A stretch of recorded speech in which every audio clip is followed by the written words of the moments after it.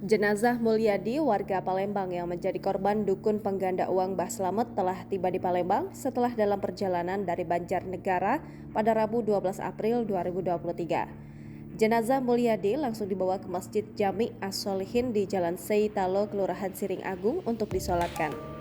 Di antara ambulans RSUD Haja Ana Lasmanah Banjarnegara dan satu mobil pribadi milik anggota keluarga.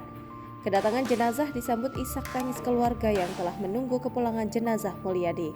Saat ini, jenazah sedang disolatkan oleh keluarga. Ketua RT 3 RW 4 Jalan Seitalo, Jamaidin mengatakan, almarhum Mulyadi adalah sosok yang ramah dan sering membantu warga ketika ada hajatan. Dia mengucapkan rasa bela sungkawa terhadap keluarga yang ditinggalkan.